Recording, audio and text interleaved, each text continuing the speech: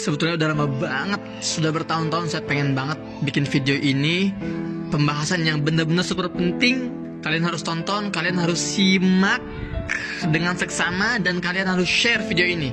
Karena ini akan membuka mata kita semua sejarah sesungguhnya kenapa Palestina dijajah, dan kenapa penjajahan harus di Palestina, dan kenapa umat Islam bisa lemah, dan kenapa.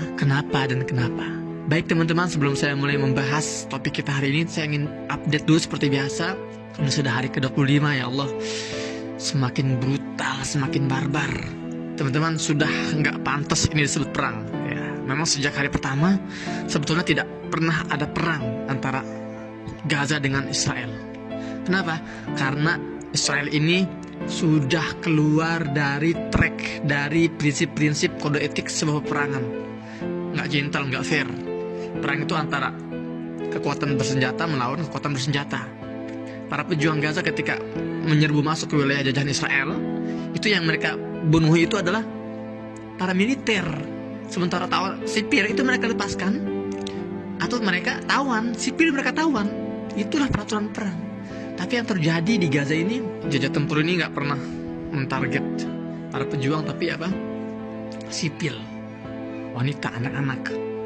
Yang terbaru nih, beberapa menit yang lalu sebelum saya tag video ini, pembantaian sangat besar di wilayah Jabalia, pemukiman padat penduduk, pengungsian Jabalia di wilayah jalur Gaza bagian utara.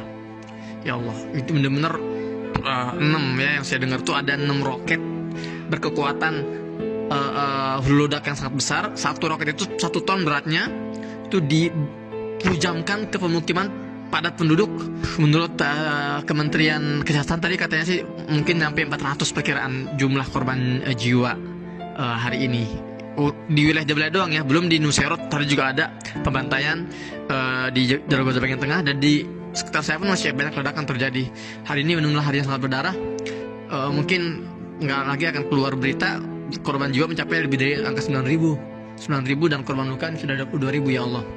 Baik teman-teman, jadi sekali lagi memang sudah keluar dari jalur pertempuran kode etik peperangan, karena yang dibunuh sipil, tim medis, jurnalis, dan ini benar-benar genosida, nggak logis. Mereka beralasan melindungi diri atau ya self defense, tapi yang mereka bantai ini sipil, nggak nyambung banget teman-teman, ya Allah.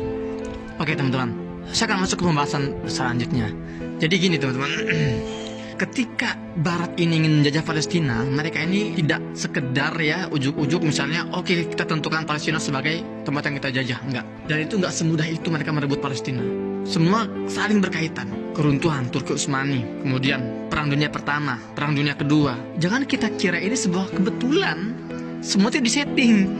Jadi mohon maaf ya, kalau kita merasa bahwa Perang Dunia Pertama ini yang kita pelajari ya, itu katanya alasannya kan karena ada konflik antara Hungaria, Austria, kemudian ada antara Jerman dan Inggris, itu kan pecahlah Perang Dunia Pertama dari tahun 1914 sampai 1918. Itu yang kita pelajari di buku-buku sekolah. Kemudian Perang Dunia Kedua tahun 1939 sampai tahun 1945, itu juga sama lah, kurang lebih drama-drama yang mereka buat. Kalau kita mau membaca siapa ya penyebab Perang Dunia Pertama ini dan Kedua, satu kubu.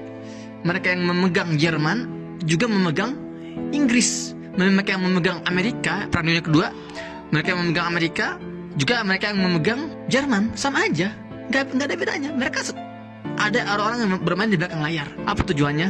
Tujuannya kita bisa kembali ke sebuah catatan yang jarang dipelajari dan kalian tidak akan temukan banyak sumber referensinya untuk masalah ini. Sebuah konferensi rahasia tahun 1907.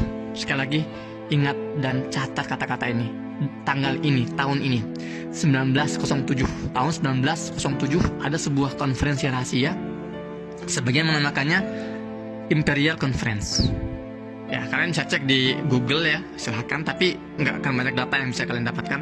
Saya akan menjelaskan secara singkat aja di sini. Jadi saat itu seorang Perdana Menteri Inggris, namanya itu William Campbell Bannerman, dia mengundang 7 negara kolonial. Oke? 7 negara kolonial. Kalau kita bicara negara kolonial, yang gak jauh-jauh lah, Inggris, Perancis, kemudian Itali, Portugis, itu kan. Kemudian apa lagi? Belanda, gitu kan. Pokoknya negara-negara yang memang kerjanya tuh menjajah negara lain, itu namanya negara-negara kolonial. 7 negara ini diundang Tapi Jerman enggak ya. Jerman di luar perbincangan ini. William Campbell Bannerman ini curhat kepada para pejabat tinggi 7 negara kolonial ini. Dia bilang gini, kita hari ini sedang menguasai dunia. Kita lagi di puncak nih. Masing-masing sedang memegang kendali negara-negara lain. Tapi kita sadar bahwa banyak sekali perselisihan antara kita yang akan menyebabkan kemunduran setelah puncak ini. Artinya akan turun ke bawah. Dan kalian tahu, ancaman terbesar dari sebuah kolonial adalah umat Islam. Dan disitu ditegaskan oleh Campbell Bannerman. Akhirnya dia nanya gini dulu nih, Campbell Bannerman ini, kalian mau tetap di puncak atau kalian mau jatuh sesuai prediksi yang sudah kita buat kita analisa gitu kan. Semua sepakat, kita mau tetap di puncak, kita mau solusi. Oke, Bannerman lalu membagikan peta dunia Arab. Oke, sekarang kita akan pindah ke dalam karena sudah mulai gelap juga nih. Saya akan kasih lihat kalian petanya biar kita juga semua bisa meresapi cerita ini atau kisah nyata ini, oke? Jadi saat itu William Campbell Bannerman ini dia akhirnya membagi-bagikan peta negara-negara Arab, dan dia membuka peta yang paling besar ya di depan mereka dan mulai bicara tentang ada sebuah kekuatan di dunia Arab. Ya meskipun sekarang dia bilang ya sekarang ini mereka lagi lemah. Sekarang itu mereka lagi masa-masa ya perpecahan, lagi diselimuti oleh kebodohan ini negara-negara Arab nih, gitu ya. Tapi mereka punya keuntungan yang tidak dimiliki oleh kita. Negara-negara Arab ini, kata Bannerman, ini memiliki satu agama yang satu.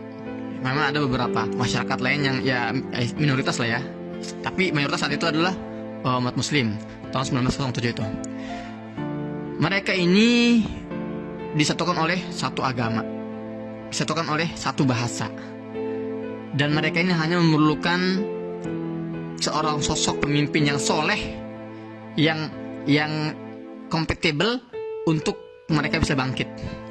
Bayangkan teman-teman, ini wilayah sangat luas nih, dari Kuwait sampai wilayah Mauritania, ini semua negara Arab. Ya, ini negara Teluk,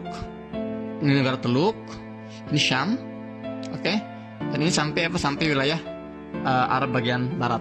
Kata Bannerman, kita harus mencegah agar masyarakat Muslim di sini itu tidak stabil hidupnya, karena stabilitas itu akan melahirkan sebuah kebangkitan, dan kebangkitan akan melahirkan sebuah kekuatan.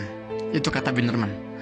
Makanya kata Bannerman, proposal saya adalah kita harus menaruh satu penyakit, satu entitas yang menjaga agar wilayah ini tidak stabil.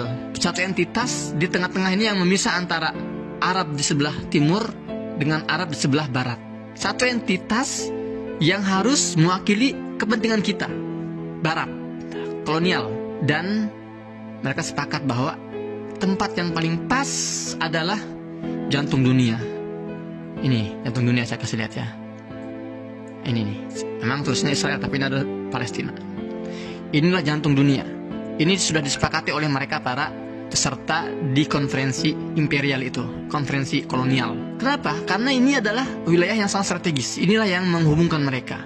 Palestina adalah negara jantung dunia karena dia itu berada di mengikat 3 benua besar. Sebelah sini adalah benua Asia, ini semua Asia. Sebelah sini ya, barat daya ini namanya, ini benua Afrika. Lihatin Afrika nih, dari Mesir, Libya, kemudian Sudan, ini semua sudah Afrika. Sebelah sininya semuanya Asia. Dan sebelah sini, sebelah laut, ya ini laut Mediterania. Dan kalau ke sini, ini sudah Eropa nih, Eropa semua. Jadi itulah kenapa Palestina ini dinamakan jantung dunia. Namanya sebuah jantung, teman-teman, fungsinya adalah untuk menjaga stabilitas tubuh. Kalau jantung itu sehat, dunia sehat. Tapi kalau jantung itu nggak stabil, labil, maka dunia ikut labil. Dan itulah yang mereka usahakan. Itulah misi mereka, menaruh sebuah entitas di sini untuk menjaga agar wilayah ini Arab ini tidak stabil. Karena apa? Karena sekali lagi wilayah Arab ini memiliki kekuatan. Hari ini memang mereka sedang dilanda oleh kebodohan menurut Bannerman. Tapi mereka ini, negara-negara Arab ini, mereka memiliki raw material. Mereka memiliki material baku untuk menjadi bahan bakar